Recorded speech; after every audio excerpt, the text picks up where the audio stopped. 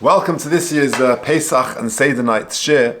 I've got some fabulous ideas to share with you. The first goes to the root really of what the purpose of Pesach and Seder night is. Rabbi Hull of London fame, Rabbi Hull Zichron Livracha, he was a trailblazing Rav here in London for many decades, a Rav in Kingsbury, and then moved to Hendon. And he used to give the mashal of the jungle. What was the mashal? That once upon a time there was a competition in the jungle. Which animal could carry its voice the furthest? And they set up a podium, they set up a table of judges in the animal world, and they had markers. Every 200 meters, a different judge, a referee, would be there for many kilometers to see which animal could, how far the voice could be carried. First animal up on the podium was the monkey. The monkey stood up on the podium with all its might. It screamed a very raucous scream, and it could be heard as far away as 1 kilometer. Did very well. Then, next animal up was the elephant. The elephant stepped up to this podium, and with all its might, it bellowed this huge noise, and the markers eventually came back and said we could hear it 2 kilometers away. Very impressive. And then the king of the jungle stepped up onto the podium and emitted this huge roar. It took a long time, but eventually the markers came back and said we could hear this 8 kilometers away. Wow. So everyone assumed that the king of the jungle, the lion, had won the competition. But all of a sudden, this little dove, a little bird, stepped up onto the podium, and the judges almost burst out in laughing. They said, "You think you're going to beat the lion?" He said, "Try me." Okay. The dove, as it would, chirped, a little chirp, and it could just be heard 200 meters away. And all of a sudden there was another bird there that heard the chirp of the dove on the podium, and it chirped as well. It carried 200 meters further until the next dove heard it. And then this message was conveyed, this chirping carried on more than the last marker, which was 20 kilometers away. And the judges were in a bit of a quandary. On one hand, the lion made the loudest noise, but on the other hand, the noise, the call of the dove, went way further than 8 kilometers. And indeed, they gave the prize to the dove. The dove won the competition. And Rabbi Hull used to say that really is the point of Seder night. The winner is the person who can convey the message. It's about consistent transmission, who can convey that message the furthest. And therefore, it's not about the lion, the elephant, or the monkey who can make the biggest noise. It's about conveying the message the furthest, whose voice carries the furthest. And that's really what Klal Yisrael are, and that's what we do on Seder night. We sit down, families in the Jewish world, and we tell the story of the Jewish people. This year, 3,337 years, we're telling the story. And it's not about those empires that come and make a big noise. They're consigned to the books of history. The Roman Empire, the Babylonian Empire, the Persian Empire, and so many more have been and gone. They made a lot of noise, but it's about us, Klal Yisrael, who can convey this message the furthest. And we've done so all the years, and please God will continue to do so until Moshiach comes. But what is this message? So for the first point in today's share, I want to share with you an idea that we read about just now in the Seder in Parshas Vayikra. It's famous, the first word of Vayikra has the last letter has a little aleph. Vayikra with a small aleph. Vayikra Moshe Vaydab Hashem Elov Me'el Me'ed Leimor. If you're listening online, please email me and I'll send you the handout. The first to the second box, the famous Balaturim. Balaturim says aleph to Vayikra Zeirish. The aleph of the word Vayikra is small. So when you get an aliyah in the Sefer Torah and you see the small aleph, it's not a mistake. Why? Says the Balaturim, Moshe Rabbeinu was a great man, was a humble man. He wanted the Torah to say, not Vayikra, that Hashem called him, but Vayakar, that he just sort of chanced upon him. That HaKadosh Baruch Hu appeared to him in some sort of dream, as if it were, that HaKadosh Baruch Hu came to him b'mikra, in some sort of chance, encounter, happenstance. HaKadosh Baruch Hu, no, lichtev gama aleph. You write it Vayikra, I called you. I wanted to speak to you. It wasn't chance. But then Moshe Rabbeinu said out of his humility, just do me a favor, write the aleph small. The There's something very powerful going on over here. The Pasuk says, Vayikra with an Aleph, that HaKadosh Baruch Hu called Moshe Rabbeinu. That is the call of history. HaKadosh Baruch Hu is calling all of us. He wants to engage with us. Interestingly, the end of Sefer Vayikra in Parshas B'chukoisai, we have the word mikra, as Moshe Rabbeinu wanted it, that he just chanced upon him. We have that word mikra. It features many more times. So, for example, in V'eile lo tivosru v'halachtim imi keri v'halachti af ani imochem bekeri. Keri is a lashon of mikra. Mikra with an aleph is HaKadosh Baruch Hu's calling. Mikra with a hey is just chance, is just random, is just happenstance. And therefore, the transition, as it were, from the beginning of Sefer Vayikra to the end of Sefer Vayikra reflects the calling of history and the chance, the happenstance. And that really is one of the messages of the Seder night. The message is that HaKadosh Baruch Hu it's not just random. Mikra with a hey is a history, as one writer writes, is a trash bag of random coincidences blown open by the wind. That's not Mikra with an Aleph. Mikra with an Aleph is Hashem's call and our role to play in it, and that really was the Anivus of Moshe Rabbeinu. The first point, the first part of the Seder night is, of course, Kaddish. Kaddish Urchatz. We stand up and we make reference to two zichronos, two remembrances, two commemorations. The first is Zikaron L'Maaseh Bereishis, and the second is Zeichel Yetzias Mitzrayim. What's the difference? Zikaron L'Maaseh Bereishis, we commemorate that HaKadosh Baruch Hu created the world. But Zeichel Yetzias Mitzrayim is a commemoration that HaKadosh Baruch Hu is involved and orchestrates everything. It's ongoing. His involvement is ongoing. That's Zeichel Yetzias Mitzrayim. And that really is the message that we're conveying at Seder night. And we do it by describing our origins of our people and what happened in Mitzrayim, the details of the Makkas and the Shibud, and how HaKadosh Baruch Hu intervened with nature, tremendous Hashgacha Pratis and Hashgacha Klolis, that HaKadosh Baruch Hu intervened and is very much involved in the world in which we live, from then until now. And that really is a huge difference between the non-Jewish world or the secular world and Klal Yisrael. The Pasuk says, there's a beautiful Malbim, the Pasuk says in Tehillim, we say it in Tehillim, Ram al kol goyim Hashem al hashemayim kavoidai. The Gentile view of looking at the world is Ram al kol goyim Hashem al hashemayim kavoidai, that HaKadosh Baruch Hu is there, for those who believe in God, He's there, but He exists in the heaven.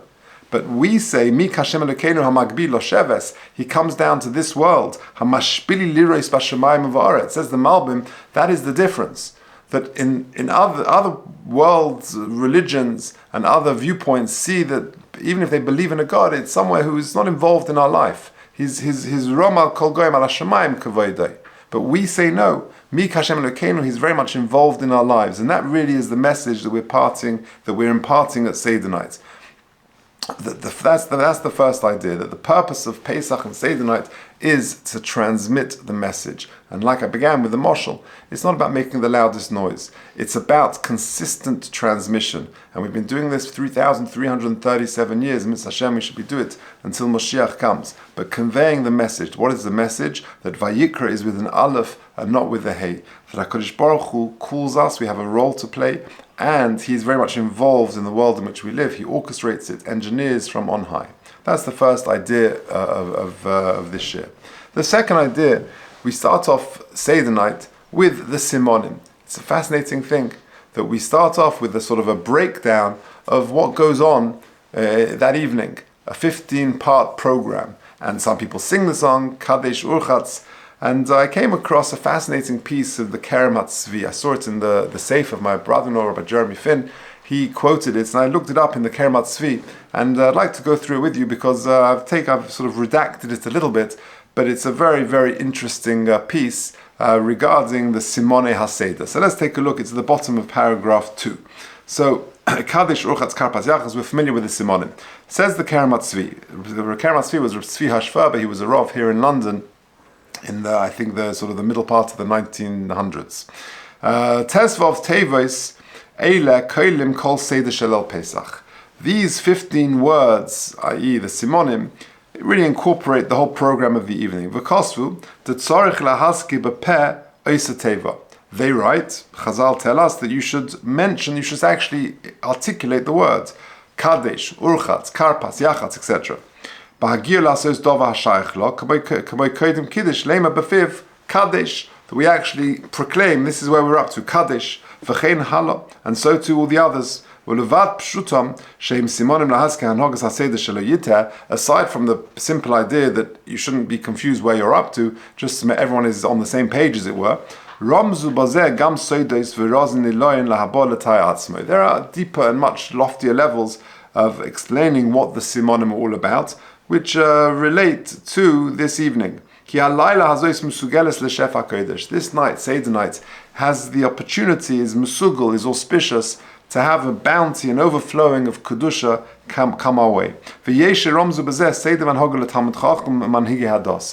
these simonim are instructions for Talmidei Chachomim and for the leaders of our people. And says Rabbi Ferber, and in their wake I will go. So Reb Tzvi Ferber is now going to go through all of the 15 simonim as a sort of instruction for a Rav and a leader how to sort of conduct himself with his community. Listen to this, fascinating. Kaddish Urchatz. I'm now at the top page of the second side. Remez lemisha roit laharbit Torah. Someone who wants to spread Torah, v'yir shamayim, lezakos esarabim, to benefit the many, lohichichom ulekarev lim lavim shebashamayim, to bring them closer to HaKadosh Baruch Hu. Eich yisnaheg lemanyeh dvar nishmam. How should he conduct himself that his words will be heard? Mikoidem kaddish urchatz. First things first. Kaddish urchatz. What does that mean? Lekaddish atzmai. He should first purify himself. Chazal tell us. First of all, fix up yourself before you try and fix others. As the pasuk says, destroy the ra, the evil mikirbecha in your midst. And then other people can listen and can see. Because by doing so, your words will be heard. Then urchatz k'meshikosavti, you fix yourself up and wash yourself, clean yourself before you start preaching to others. And then he adds lios nuki kapayim, that a person should be pure, honest. V'lirchetz atzman b'mayim shel Torah, he should wash himself in the waters of Torah. Hakadosha v'das kadoshim v'litohe. Okay, karpas. What's the next instruction? The next stage is karpas shu min yerokos. Efshe shezel rame, says Rav Ferber, letalmid chacham shelo yatrid nafshay levakesh moisros, that he should live a life of simplicity. He shouldn't be pursuing moisros, excesses, and a life of indulgences and of extravagance. Raki stapek b'muot, he should be satisfied with minimal. V'yasuk b'Torah k'moshe kasav in Eruvin, he goes on, he gives many examples of how Talmid Chacham should suffice himself with the minimal, and he doesn't need to pursue excess. That's karpas. Yachatz. What is the message there? To encourage people, to arouse others, to support Torah and to engage in Torah. Because then they will have a share in Torah. So one idea is to encourage others to be machzik Torah, to support Torah, because then they can have a share in Torah as a zavulun with their chosen yizachar. Another idea, yesh l'rames ki yachatz bol l'rames lahadar b'kiddushin. The Gemara says in Kiddushin Daf Mem, la'olam yira adam ki ilu mechze chai v'mechze zakai. A person should always see himself as if he's literally on the wire. 50% chai, 50% zakai, 50% liable, 50% meritorious. V'chein kol ha'olam kula mechze chai v'mechze zakai. And so to the whole world, it's on this sort of this balance. Also mitzvah achas ashrei lo shemachriya atzma v'chol kula lekaf schus. He does one mitzvah, he tilts the balance. All of a sudden, he is now benefited. He's moved the whole world and himself lekaf schus to the good side. Also avera achas oile shemachriya atzma v'chol lekaf chayv. So yachatz, the person should for himself and for others explain that every action that they do, every moment is meaningful, because he should see himself and the whole world should see itself as if they're on this sort of tipping point and it could go one way or the other. Magid. The next one is Magid. What does that mean? Lekayim, to fulfill, says the Kerem Atzvi, lekayim haged la'ami pisham lebeis Yaakov chatosom, that he should tell people where they're falling short. To Kamosha Kosov, v'nefesh kisecheta, yesterday's parsha, in Parshas Vayikra, im lo yagid v'nosa avoinoi. So ksiv loy, that when it says im loy yagid, loy is written very strangely with a vav and an aleph, 3 letters, lamed vav aleph. Says the Chazal say, why is it written in that way? L'rames, to allude, to hint, she'im lo yagid ki yochichu v'azhira. If you don't tell people, you see someone doing something wrong, if you don't tell him, ozes nafshay hitzla v'achoyte yisavonai. So then the person who did something wrong is off the hook, and you're going to carry the can. You're going to have to be liable for it. Sorry, if the guy does the avera and you tell him and still he does it, then it's his problem. But if you don't tell him, you avert your eyes and you don't give him teichacha, then then you have to carry the can. You have to be nicer, the ovon of the chayta. You have to bear his iniquity. Next one is rachza. What does that mean? For Amr Chazal, v'yei bracha, ma brecha. Bracha is connected to the words brecha. Brecha is like an overflowing pool. The words baruch, beis, reish, chaf are the 3 letters which are double the letter before it. Beis is twice aleph, 2 against 1. Reish is 200, the one before it is 100, kuf, and chaf is 20, the one before it is yud, which suggests like multiplying, overflowing, abundance, benevolence. That's really what a bracha is. We're asking HaKadosh Baruch Hu for shefa and for bracha in our lives, and that's what a brecha is. It's thematically connected to the word brecha, which is an overflowing spring. So when the HaKadosh Baruch Hu says to Avram, v'heyei bracha, Chazal say, v'heyei brecha. What does that mean? Ma brecha metaharis es hatameim, a spring purifies those who are Tomei, and it tells those people who do Averas to do tshuva, take some water and purify yourselves. Those Averas that you're just trashing on, come and rest under the Eitz HaChaim.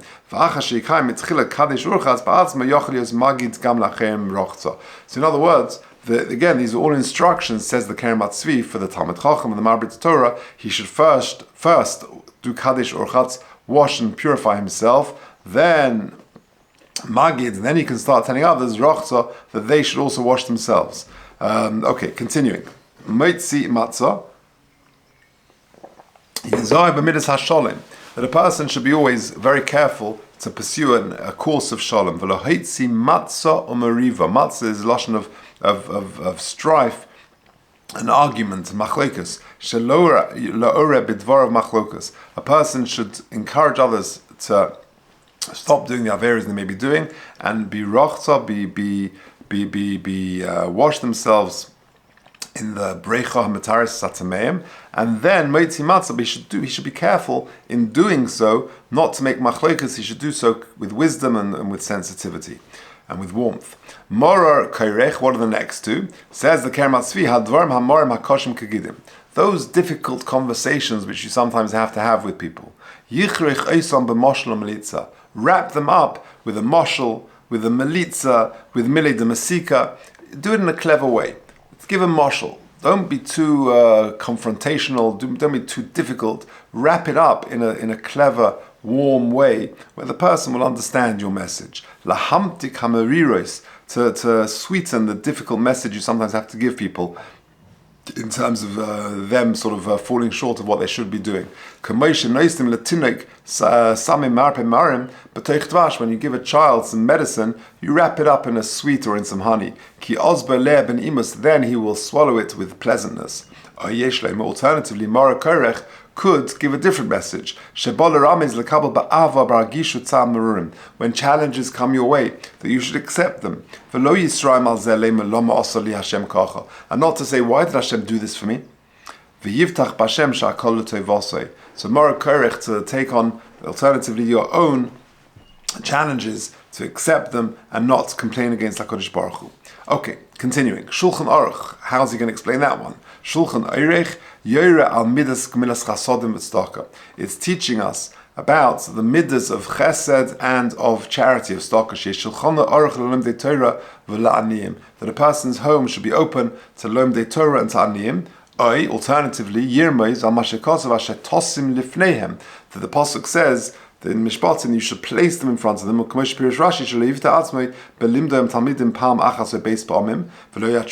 person, again, we're talking to Marbitze Torah, to leaders of communities, Rabbonim, that they should be patient with their community. They should teach not just once or twice and not be bothered anymore.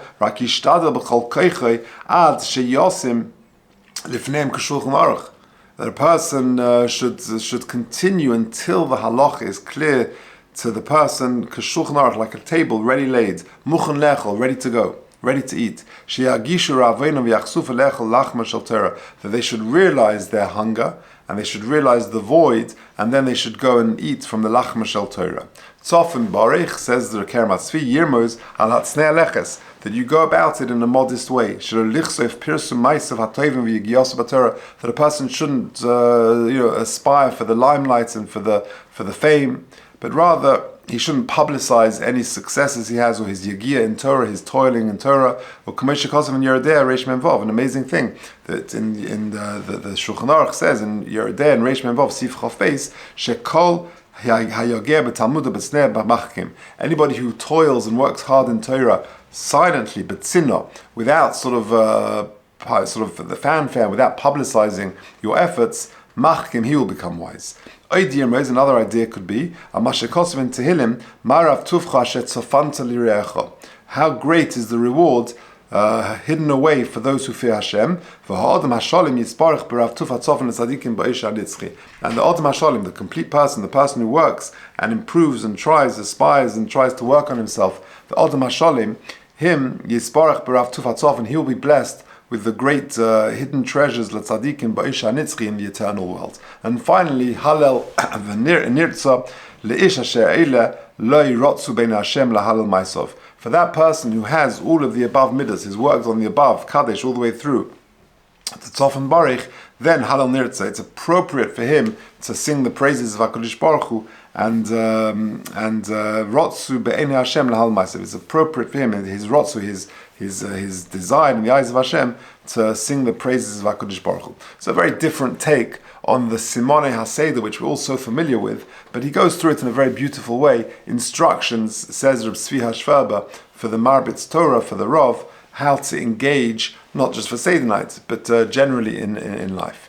Okay, let's move on. Next idea is Maisa b'Rebbe Eliezer, one of the very well-known and favorite parts of the Seder.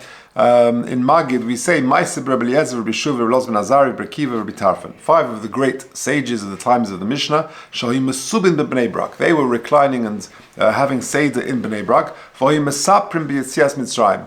And they were talking about Sipu Yetzias Mitzrayim throughout the night, Ad Shebo Talmidehem, until the Talmidim came. V'omru lohem Rabbi Seinu Higi Zman Kriya Shema Shel Shachris. We've now arrived at Kriya Shema Shel Shachris. Now, a well-known piece in the Haggadah with lots and lots and lots of Perushim on it. But I just want to raise one interesting point. And this is something which I may have raised in the past shiurim, I forget, but it's a question I heard many years ago from Rabbi Yisrael Reisman, the Rosh Yeshiva of Torah V'das. And he asked a very simple question. He said, which Zman Kriya Shema was it? We're familiar with the story. The 5 great Talmidei Chachomim are sitting in Bnei Brak. The Talmidim Achebo Talmideihem. The Talmidim come along and they say, Rabbi Yisai Higi Zman Kriya Shema Shel Shachris. It's now the Zman of Kriya Shema Shel Shachris. And which Zman Kriya Shema was it? Now we know there are 2 Zmanim. The first Zman and the second Zman. A few days ago, my wife got up, but she was up very early in the morning, and she says, "Is it too early to daven?" And I checked my Zmanim, and it wasn't. It can be 4:30, 5 o'clock in the morning. It could be not. It could be if it's after Alus Hashacha, whatever the Zmanim are. Let's say Alus Hashacha. So then you're allowed to daven already by then. Or is it the second Zman? We know there's Sof Zman Kriya Shema. Now Sof Zman Kriya Shema, again, depends where you are, what time of the year, but it's going to vary. But let's say it's 10 o'clock in the morning. So which Zman Kriya Shema was it? When the Talmidim came to these 5 great Tanoim and said, Higia Zman Kriya Shema Shel Shachris, was it the first Zman or was it the second Zman? Was it 4 o'clock in the morning, let's say, or was it 10 a.m.? Which one was it? Presumably, it wasn't the later Zman. They weren't sitting until 10 o'clock in the morning and say, Rabbi Yisai, you've only got 5 minutes to the end of Sof Zman Kriya Shema. That's very unlikely. In fact, the Maharal says Mefurish that it was the first Zman. Now, if that's the case, what's going on? 4 o'clock in the morning, you go to your Rosh Hashiva and you ring on the door and you knock on the bedroom and you say, Rosh Hashiva, it's 4 o'clock in the morning, quickly, here's my Shachris. What is Pshat? Why on earth would you rush to tell these Gedolim that Higiyaz Man Krishma? It seems a very strange thing to do. And this question, Rabbi Reisman said, bothered him all the years. If it can't be, it's very unlikely to be Sosman. And in fact, the Maharal says Mefurish, it was the earliest one. So why the rush at 4 a.m. to urge them to say Krishma? They've got many hours to say it still. So I came across an answer last year. I forget where I saw it, but where I heard it. But there's a certain Haggadah called the Haggadah of the Rechush Gadol, and he says he quoted a Chasam Sofer, and he said the following: the Chasam Sofer says that Leil HaSeder, this night, the night of Pesach, this very special, auspicious, holy night, is a night to speak to your children and not your Talmidim. V'gad lebincha. And really that should be the focus. It's sometimes challenging. You can have guests and you can have other people for sure, but this night is really about speaking to your children, like we started the shir with, imparting the message, passing on the baton, telling the story. It's the consistent transmission that is the key tonight. But it's the Vigad Bincha, it's teaching your children. The focus has to be on your children, not the Talmidim. The Rabbanim in Bnei Brak, in Ma'aseh Rabbi Eliezer, only had their families there and not all of their Talmidim. And therefore, because after all, this is the night when a father has to imbue his children with Emun in HaKadosh Baruch Hu. Therefore, immediately when dawn broke and the mitzvah of Egad Lebincha ended, the Talmidim came to the Rebbes and said, now it's our turn to learn from you again. The mitzvah of Egad Lebincha has now ended. We're back on. They weren't telling them just to say Kriya Shema. They, after all, there's plenty of time to do so. But they were just alerting them that their chiyuv to speak to their children had ended, and now they should again focus on their Talmidim. When I came across this, it occurred to me, this answers Rabbi Reisman's question. So I got hold of his email address, I emailed him, and maybe he was just being nice, but he was very excited about it. He said it's Gavaldik, and he said it's maybe not be pshat in the story, but it's a very beautiful thought. It certainly is. And that's the third item. One final item to share in this Haggadah shir.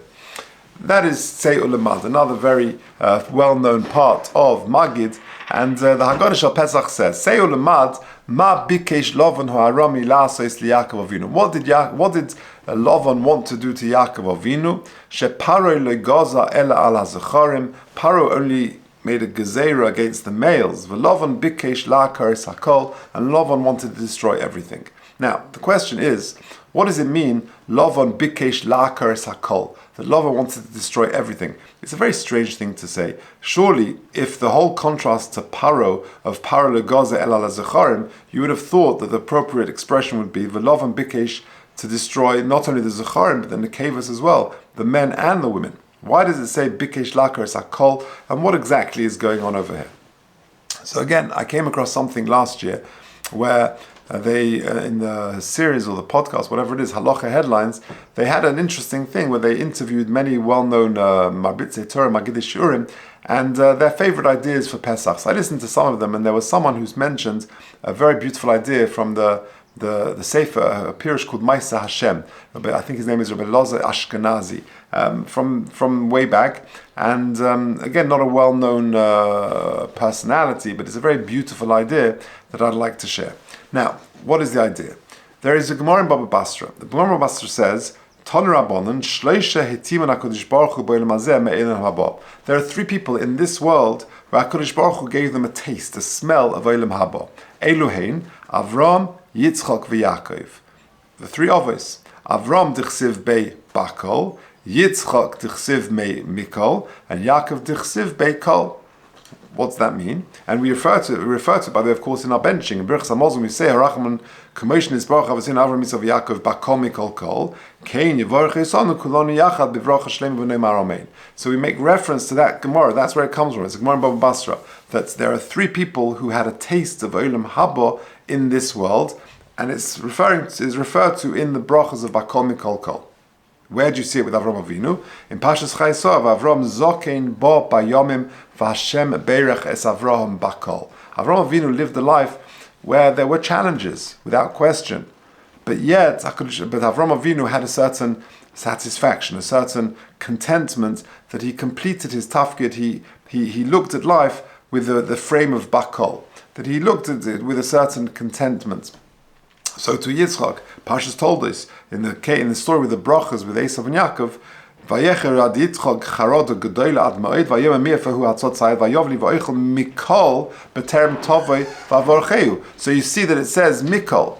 And then with Yaakov it says Vayom Yaakov in the famous encounter with Esav many years later, Ki chanani elikim v'chiyesh li kol. So you see that bakol mikol kol with Avram, Yitzchak and Yaakov. What is the deeper idea? The deeper idea is there are two ways to look at the world. Esav and Yaakov, for example. Yaakov says yesh li kol, I've got everything I need. Esav says yesh li rav, I've got a lot. A person who has a lot is still lacking. He still wants more. His life is always going to be chasing that which he doesn't have. But Yaakov Avinu has a certain sipuk, a certain satisfaction from the way he lives. And therefore I've got everything I need. In fact, we say that every morning when we say brachas, she'oso li kol tzarki, that we're sort of nodding to this. That HaKadosh Baruch Hu has given us exactly what we need. I once saw an interesting thing, that in Parshas Vayishlach, that Esav says, yesh li rav, and Yaakov Avinu says, yesh li kol. That once I heard that in the Teichacha, in the very sort of stinging rebuke in Parshas Kisove, the pasuk says, "Tachas, how do all these things happen? Tachas asher lo yavadas Hashem Elokecha b'simcha u'v'tuv levov miroiv kol." That you didn't transform the philosophy, the perspective of roiv into kol. Our life as Jews is to follow the Ovis, to be bakol mikol kol people, to have a perspective of kol, that I have everything I need, not to sort of be involved in a rat race and just wanting more and more and more. I once saw a car sticker, a bumper sticker at the back of a car.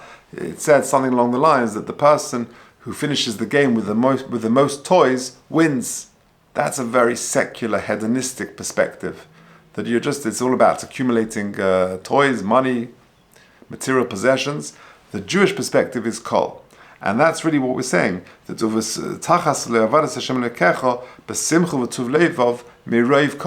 you didn't really make the transformation from the perspective of roiv to kol. That's what we're aspiring to have a kol perspective. With that, we can understand now Tzeulamad.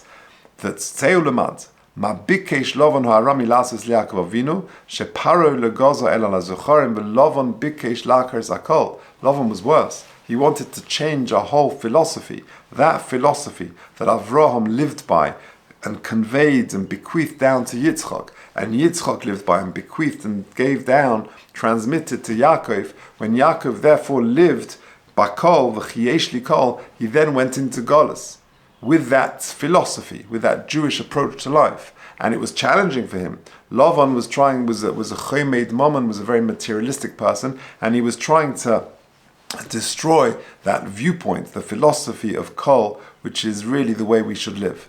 And that's perhaps what the Tzeulamad al Derech HaDrush is referring to. So there we have it, some very interesting ideas for this year's Seder nights. Number one, the story of the jungle, the idea, the message, that it's not about making the most noise. Other empires have been and gone, but Klal Yisrael have been there from the very beginning, and then it's about consistent transmission. Seder night is an opportunity to pass on that message, to pass on and to tell the story. What is the story? The story that HaKadosh Baruch Hu is very much engaged in our lives. It's not about, that's the Vayikra. It's Vayikra with an Aleph and not Vayikra with a Hey. It's not Mikra and random. That's what the end of Sefer Vayikra deals with. Pashas B'chukaisai. V'olachtem af ani emochem b'keri. That word keri, Mikra, appears 7 times in Pashas B'chukaisai. But the start is Vayikra with an Aleph. That there is a call of HaKadosh Baruch Hu to all of us, that we have a role to play, that we're involved in, that He is involved in the world, in the running of the world, in each of our lives. And that's really what Zeichel Tzias Mitzrayim is all about. We start off Seder night with Kiddush, where we refer to Zikaron and Ma'aser Bereishis. We commemorate that HaKadosh Baruch Hu created the world. But Zeichel Tzias Mitzrayim, tonight is all about Zeichel Tzias Mitzrayim, that HaKadosh Baruch Hu is involved and orchestrates everything, and He's running the world. How would we be here otherwise after all these thousands of years? And that's really the message. It's about consistent transmission, conveying to the next generation that HaKadosh Baruch Hu exists and is running the world and is very much involved in our lives. Then we have that very beautiful piece from Tzvi Hashverber, the Simone HaSeder, that aside from just knowing where you're up to and just sort of chapter headings, it's instruction for life, instruction particularly for a Talmid Chacham and a Marbitz Torah, how he should engage Kaddish, Urchatz, Karpas, Yachatz, how he should first of all fix up himself and then go about his spreading of Yiras Shamayim and Torah to the Rabbi.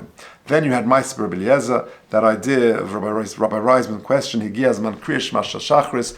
It's unlikely to be the second man, but rather the first man. If that's the case, what's the rush? The idea is, from the Rechush Gadol quoting the Chasam Sofer, that this night is a night to speak to children, and therefore the Talmidim were anxious to continue hearing their sort of year-long learning from their Rebbes, and therefore they said, okay, they've now the Higiyah Zman Kriya Shema, and therefore the mitzvah V'Gat Lebincha has ended, and therefore it's now our time to learn from you again. That's perhaps the answer to Rabbi Reisman's question. And then Seo Lemad. What does it mean? Lovon Bikesh Lakar Sakol. The idea is that it's a clash of philosophies. It's the Roiv against the Kol, and therefore Lovon, with his Chemdas Hamomon and his pursuit of material gain, is really trying to sort of counter the viewpoint of Kol, of Yaakov Avinu, that he inherited from Avram and from Yitzchak. And therefore, the idea is that Lovon Bikesh Lakar Sakol, he wanted to sort of eradicate that world view. And Mitzvah Hashem, we should be zocher to absorb these messages and have a wonderful Yom Tov.